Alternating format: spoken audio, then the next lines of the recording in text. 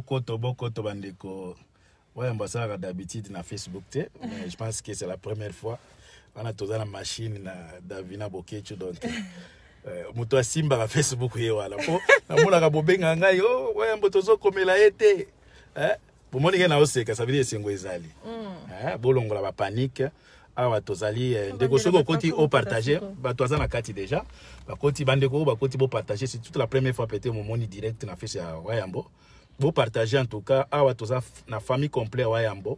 Donc on a ebisaki bino lobby que ceux qui mutaza besoin de vraie information, ceux qui la famille na été zangai. Donc beaucoup ta ebele na moni déjà ezo kinde mbango ba 50 yo kinde ba 100 déjà. Beaucoup ta c'est toute la première fois bandeko awa toza na mama Didi, toza na mama awa bo mona bino moko Davina Bokecho donc mutu na biso maele. Donc espoir nanga soki na katani mutu apesa nga mbongo yo ala. Donc apesi mama chance mbote na pesi Cédric mbote donc famille au grand complet pour vous dire que na sali tout pona le cas pour ba te belé boleli par rapport à la situation ya Wayambo. Na bande ko le kate parce que il fallait que soit vraie version ya arrestation ya Wayambo. Wayambo c'est vrai à bakangiye. Mais bakangi na ba commentaire na bino wana te o Félix akangi si o fali bande ko botika ko rêver. Félix akokangisa Wayambo. Est-ce que boyebi niveau ya Wayambo? Botu na bande ko to baso amikanda ya ba réfugié boy ba grandeur ya Wayambo. Boy ba to boni Wayambo signature na epamba ka epe bino mukanda. Botika kopia ka bato na valeur o bazana ngote bandeko na leki ndeko okoti o partager poto to un peu ko doucir un peu bato mandeko bele ba tension za likolo.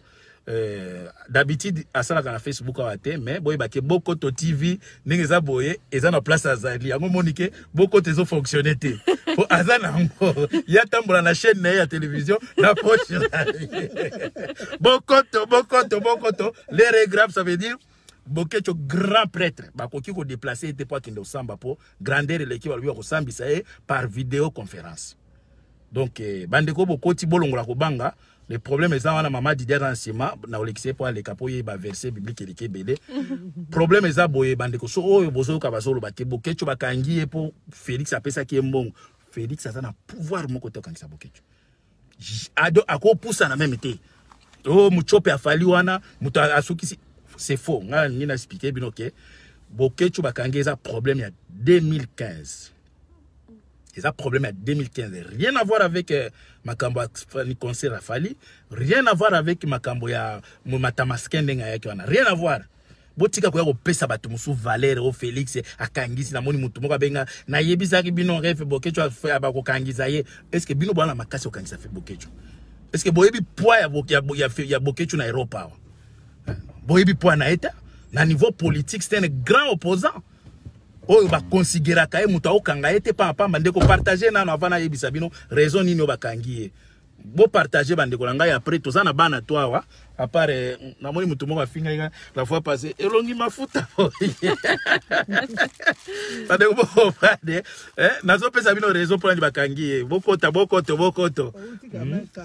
bo comprendre que tala ga chaleur bandi po bato alimité bato kakate vitamine ezate nga c'est normal na toka na liaka bien ba liaka bien bandeko Bokoto pona pesa bino raison bo comprendre pourquoi grand prêtre Bokecho Wayambo bakangi bino moko moni sali tolé sali donc c'est normal aza leader tango bisa bino ke aza leader bino moko moni Kishasa bato basali o ba refoulé nanya ko ki ko refoulé Bokecho bino ba revers bino ba taliba boza ba vrai revers. Bino moni ko refoulé Bokecho boka nzeza lokolo ebisa balé no longo obimisa ina kati ya mayo tie na kati ya voiture nanya ko to na ko memaye bande ko Bokoto avana loba po ani bakangi il faut na mona peza bo mata soki olingi bo mata partager merci mingi na ba tonyo so ba Mwali Muleta na merci na remercie mingi parce que bato bile bando senga il faut loba na kokaki ko loba n'importe quoi te. Lobi na ebisaki bino ke bande ko batoto bozomoni bazolekala ba media koloba ezaka baosa ba base mutu moko azana vraie information ya makambo ya Bokecho azate oyo ngana lingina ebisa bino c'est ça vraie version ya arrestation ya Bokecho amon tozana pona osala ba base bino okanisi ndenge Bokecho place batie wana okanisi biso tozana esengo bande ko bota la téléphone eza ko sonner pamba botia na on tia mode avion pour vous dire que Bokecho a n'importe qui téléphone nga o chauffer na ko chauffer bandeko Bokecho ndenge bozino boza kolobela wana ki bakangi o Félix asali po ba pesa mbongo. Est-ce que Félix ye aza na pouvoir ya kokangisa Bokecho? Ndeko na ngai boza pe mayele Bokecho aza leader abandi litina ile lote eza makambo ya kala ya 2015 yango nde bomoni ke ezalaki ye moko te. Problème ya 2015 ezalaki ngai Wayambo na vieux Jaco Sayala. Jour bakangaki biso na je pense que na maître Bola tozali moi ebele bakangaki donc pas bakangaki biso batelemisaki biso il faki tango jour au Kabila yaki je pense que bateau bazaki na Paris jour bayebi eza jour au ser na biso oya koma collabo moi c'est Martin Sali abamba Kabila maki vis-à-vis boy eza jour wana biso sikoyo ba encercler ki biso poto bouger po to bouger te po tozaki suivi depuis Bruxelles. Si était belle yamane Hollande biso ti na communication na ba français na ba péage tout baza ko s'informer to komi na Paris ka boy to koti na métro ko bimaka na métro boy pas même deux pas ba encercler biso ça veut dire tozaki filmer depuis Bruxelles et problème wana nde ça ki ba interdisa ngai Wayambo na vieux Jaco Sayala to kende sous parité ngai na zwa ki lettre vieux Jaco Sayala zwa ki lettre Bokecho zwa lettre wana te.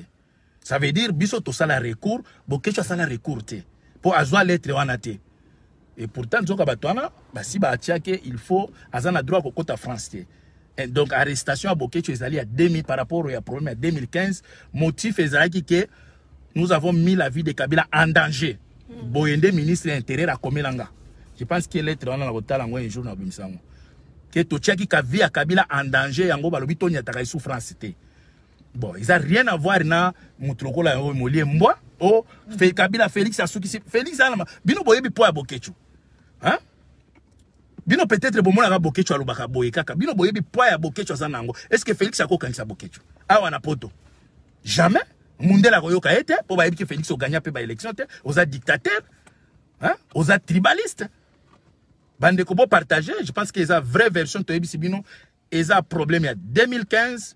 Motif ezaki ke to tiaki via Kabila en danger que to lingeto bomaye Bokecho sala recours te nga la sala recours vieux Jaco sala sala recours mais dossier wana komba monike na makambo lekaki yo ya bafali banini ba monike aza leader yango monike ba lobi cette fois-ci faut bakangaye mais ndenge za boy bande ko bobanga te bakotika ye to kopesa bino jour te mais boy bakie kala mingi te azo la libre.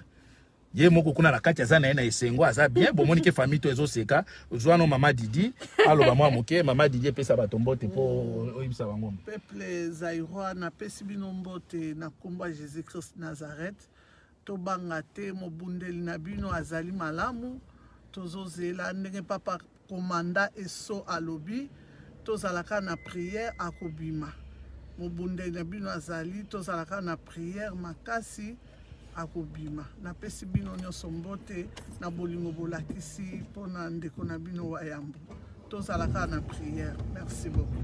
Bon, je pense que Davina yo muto yebi ba français milai hein.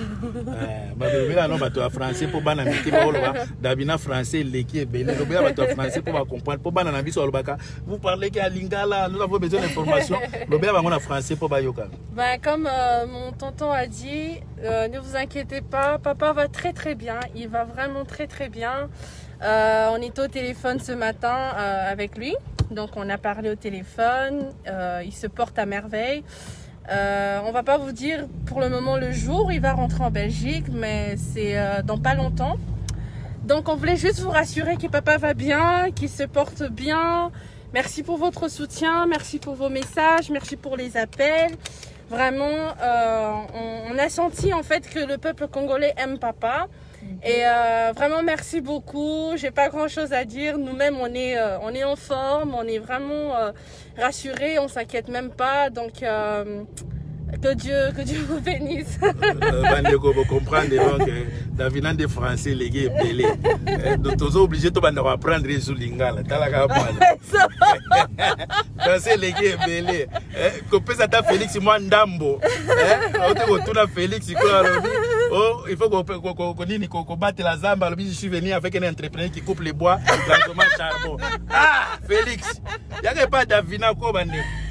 Biso mikolo so en anglais na français na bomba na bengelo chance. Espagnol. Les gens, ne vous inquiétez pas. Ne vous inquiétez pas. N'écoutez pas toutes les informations qui circulent sur les réseaux sociaux. Vous connaissez votre papa, votre ami, votre frère. Il se bat pour le pays, il se bat pour le pays. Et tout ça, en fait, c'est pour le pays, en fait. Parce que, allez, nous-mêmes, ces enfants, on est là. Notre papa n'est pas là, en fait. Il est loin. Il est loin de nous. Et tout ça, c'est à cause du Congo, en fait. C'est à cause du pays. Donc, il mérite vraiment votre respect. Il mérite vraiment votre considération. Parce que une personne qui se fait arrêter et qui laisse sa famille, en fait, pour le Congo, mérite vraiment que vous le soutenez, en fait, que vous le soutenez, que vous arrêtez de le critiquer, de le juger, parce que il a des enfants, il a une femme, il a des petits-enfants, on a besoin de notre papa, mais allez, on ne peut rien parce que, en gros, papa nous appartient plus, il appartient aux Congolais, en fait. Et ça, on s'est rendu compte que papa nous appartient plus, il appartient au peuple congolais. Donc, on vit avec et on aimerait quand même avoir un peu de soutien aussi de votre part, en fait. Il faut le soutenir, il a besoin de votre soutien, il a besoin que vous soyez là derrière lui. Il n'est pas parfait, mais il se bat pour vous, il se bat pour vous. Il a mis sa vie à côté pour le peuple congolais. Il a mis sa vie à côté pour défendre les intérêts du peuple congolais, en fait. Donc, encouragez-le. Dès qu'il sera à la maison, il va voir vos messages. Ça fait du bien, ça fait du bien. Et quand on lit vos messages de soutien, quand on reçoit vos appels, ça nous fait vraiment du bien de voir que voilà, il y a le peuple congolais qui est derrière papa, qu'il n'est pas seul, que vous êtes là avec nous, parce que en tant que famille, vous rendez compte que ça fait mal. Ça fait mal de se dire que oui, son papa n'est pas là. Ça fait mal de se dire que sa maman, son mari n'est pas là. Moi-même, j'étais au travail. Depuis qu'on a arrêté papa, j'ai dû prendre congé 3 jours justement parce que voilà, c'est mon père. Et il a grandi, il commence à prendre de l'âge. Il y a aussi la santé qui est là. Mais tout ça, c'est pour le peuple congolais. C'est pour vous. C'est pour le peuple congolais. Nous avons besoin de votre soutien. En ce moment, nous avons besoin de votre soutien. On le dit pas, on le crie pas, mais nous-mêmes, on s'est rendu compte que papa nous appartient plus. Il appartient au peuple congolais. Quel enfant, quelle femme aimerait voir son mari ou son papa emprisonné pour le Congo? Qui va supporter cela? On a besoin de notre papa. On l'aime beaucoup. Ça, il nous manque. Il y a mon petit frère qui se réveille, qui dit papa est où? Papa est où? Donc on doit le rassurer. Il y a ma petite soeur où on doit aussi les rassurer. Donc on a besoin de votre soutien. Il ne faut même pas suivre des informations qui circulent sur les réseaux sociaux. Les gens juste veulent faire le buzz au nom de papa. Les gens veulent faire le buzz au nom de Bokechu. Mais il va très très bien. Il va très très bien. Il se porte à merveille. Vraiment, merci beaucoup pour votre soutien. Merci pour votre amour. Ouais, peuple Zaïwa, tu vois, Davina avec sagesse, intelligence, ça pour réveiller le peuple, pour comprendre que Bokechu a vie naie pour intérêt à banana bino, pour intérêt à banana biso. Donc ceux qui m'ont mutazo critiquer makambo yoti ko salema. Ndenge bakangi Bokechu moniki aza kwa puya ngo seba ke aza ennemi ya peuple wana parce que lelo soki Bokechu aza arrêté pour ateka drogue te ayibaka te mais eza pona makambo intérêt à mabele. Ils ont intérêt à mboka. Mais peuple zaïrois boza distrait yango zo bisa peuple ya ndenge nini peuple bozwa conscience awa tozana no vivant tozana makasi bozwa destin ya Congo na maboko bandeko bozwa destin ya Congo na maboko bo profiter na occasion biso na énergie tozana ngo lelo Bokechu azate boye bisanga soki ngape na zate nanya ko motiver bino nanya ko lamusa bino hein. Donc, bon profiter dans nos vivants, bon joie destin à Congo à même, bon tala comment les autres humiliés par Kagame. Hein? Je pense que ceux qui Bokechu azala qui a répliqué qu'on finit à Kagame, mabe, tala Kagame a fini nation mobimba. Attends, mutumoko leader na bino politique à télémité, mais Bokechu azala ka face na batu nengwana a kobima quelle que soit les manières il va appliquer, il va utiliser à répliquer pour intérêt à peuple pour défendre le peuple. Mais peuple yango bozo comprendre que Bokechu lelo aza victime.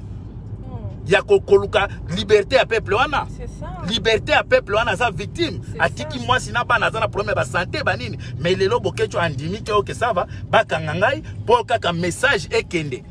Hein? Bande ko bozwa conscience. Bozwa conscience botika olanda ba taliban ya kolobake bakangi bokecho ndenge za boye Félix asukisi Félix ça makasi osukisa bokecho. Ils n'ont rien à voir avec les peuples, avec Félix, rien à voir avec Muchopia Fali. Ils ont ma campagne 2015. Ceux qui ont Kabila, je l'ai tout bomaillé. Hein? Bon, moi, qui tango tobisa biso to sakana te talaka ministre intérieur, nenge za boya komeli bokechu otia origo boma Kabila. Hein? Bino sikobolo ba mamba Félix, ba Félix ça Muchopia papa bana, bazo sakane pa Kagame boisa ki Félix asuki Félix a makasa asuki sa bokechu. Ou bien bokechu mutasuki Félix. Hein? Bokechu mutasuki c'est Félix? Hein? Aya out na France, Bolandi Kagame. Mais Bolandi interview à président Nabino? Hein? Ata mwana mwasi abonde la mobali boete? Hein? Ozo banga Kagame azo seka. Bibembe Nabino alobike, je m'en fous na liwa peuple congolais. Mutu moko akufa te. Bebo fandi Nabino, ba politicien tout ba komi ba baba. Bango tout me bokechu aza mobali. Ceux qui n'ont pas de peut-être toke na ambassade à Rwanda. Hein? Moi ina sanga mo rezati tolinge kero toke ko tumbata ambassade à Rwanda wana. Bon féliciter bokechu bon encourager bon motiver ba nini. Oya za besoin ya kokota na contact na biso pour na motivation pour na nini obengi biso na ba numéro na ngai 00 0466 33 33 52. Ce que vous avez besoin ba vraie information. Pas d'information à Batubande la biso musu olinga ça la base. C'est ça. Hein? Oh Félix Fali akangisi bokechu. Oh nanya ebisi bino ke batwana bana pouvoir. C'est le moment de soutenir. Donc tout ça qui tobande ko lobate pourquoi parce que il fallait to eba vraie raison ya arrestation ya bokechu, to raison ya ngwana ke eza po bokechu alinga ki aboma Kabila en 2015. Yango bakangali. Est-ce que beaucoup féliciter était? Vraiment. Bakanga bo alinga bo massacrer na bino. Beaucoup betata bokechu betala maboko place. Dites amen. Ok, merci mingi en tout cas. Kala mingi tena ole kana live côté mosusu pona koloba. Merci mingi Davina Arosilisa. En tout cas, merci beaucoup. Merci pour votre soutien. Merci vraiment pour tout l'amour. Merci vraiment et n'oubliez pas que tout ce qui se passe ici, c'est vraiment pour le Congo. Il faut pas partager pour ekende bato ebele bazo souffrir. Oui oui, bande ko ebele bazo souffrir na mbanda ka babenga na este na Bunya na Ituri. Soki olingi Congo partager pour message ne kende ba ke bokechu donc bakotika e.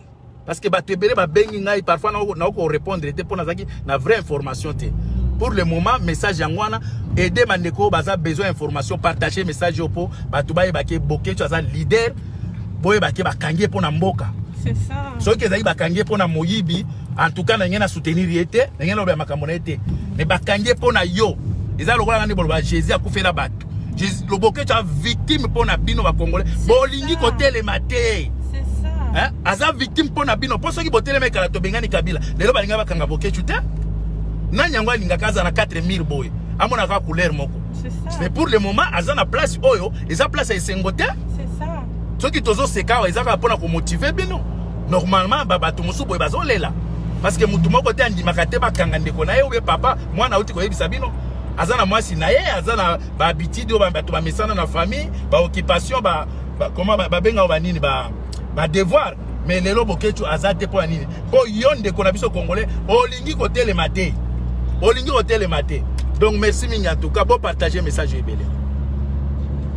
Donc voilà, donc merci encore pour votre soutien, merci pour les ondes positives, merci pour vos paroles d'encouragement. Vraiment que Dieu vous bénisse, on est ensemble. Soyez forts, restez forts parce que papa voudrait aussi que vous soyez forts pour lui et pour le Congo. Donc nous-mêmes aussi, on est forts. On est fort. Tout va bien. Ce matin, j'ai eu papa au téléphone. Il se porte bien. Peuple. Quelle sorte il y a peuple. Aïe, bisabino vous comprenez.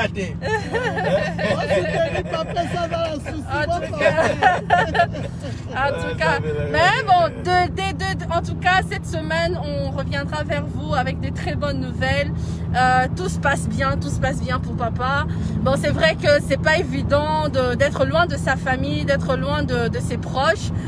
Papa qui aime souvent faire des vidéos pour vous rassurer. C'est un homme qui a beaucoup apporté pour vous, hein, qui a beaucoup apporté pour le peuple congolais. Il n'est pas parfait, mais vous n'allez pas quand même dire que Bokechu a rien fait pour le Congo. Bien évidemment qu'il a fait quelque chose pour le Congo. Surtout pour les opposants, les politiciens, ils ont bénéficié beaucoup de Bokechu. Exactement, donc il a beaucoup fait pour le Congo. Il a sacrifié sa propre vie. Je le dis pas seulement parce que c'est ma fille, mais enfin parce que je suis sa fille. J'ai vu mon père sortir pour le Congo, à dormir dehors, pour marcher juste pour parler de droits de peuple congolais en fait. Souvent rester là à la maison alors que notre papa était dehors. Donc un peu de reconnaissance, ça ferait pas du mal en tout cas à votre chouchou de la diaspora. Donc soyez rassurés, on vous laisse donc soyez en paix, n'écoutez pas les informations sur les réseaux sociaux, n'écoutez pas ce que les gens disent, que c'est à cause de ça, à cause de ceci, non, c'est pour des raisons politiques, comme mon tonton vous l'a expliqué, donc c'est vraiment pour des raisons politiques, et c'est pour le Congo, c'est rien d'autre que pour le Congo, parce que mon père ne s'est pas volé, mon père n'a tué personne, mon père a rien fait, donc c'est pour le Congo en fait, il est victime juste de l'amour qu'il a pour son pays en fait, donc soyez rassurés, on est ensemble. Encore merci beaucoup. Maman va lire tous vos messages. Vraiment, on a besoin de votre soutien. En ce moment, on a juste besoin de votre soutien. On a besoin de votre soutien. Ça, maman. Oui. Ah, peuple Zaïwa, Toba raté. Yes. Peuple. Bokonzi. Peuple. Bokonzi. Peuple. Bokonzi. Bokoto. Les graves. Bataliba Bosambwe. Bataliba. Haine sur haine. Haine sur haine. Je suis Wayambo. Bande Koboko, Maboko, je suis Wayambo. Je suis Wayambo. Je suis Wayambo. Jusqu'à la mort. Ozoyoka. Jusqu'à maman, bosse épée là. On sera combattant jusqu'à la mort. Bande Kobozoyoka. Wana eza ko sabino ke famille. To yebi ke eza premier passe mais biso toko communiquer bino pas cité. Wayamba kozala libre kala mingi te. Bokoyoka penza boko to l'air grave. Soki bomoni boko tezo salimete, boko seza na prison. Bakanga ke na ngona poche.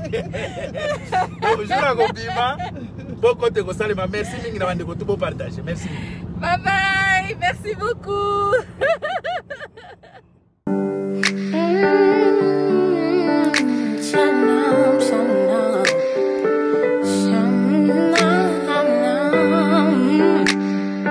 Shalom, peuple de Dieu. Shalom, pauvre de Deus. Shalom, shalom. Que la paix du Seigneur soit avec vous. Shalom, shalom. Que a paz do Senhor esteja convosco. Que votre cœur ne se trouble point. Croyez en Dieu et croyez en moi. A dit Jésus, vous aurez des tribulations dans le monde. Prenez courage, j'ai vaincu le monde. Shalom, shalom. Que la paix du Seigneur soit à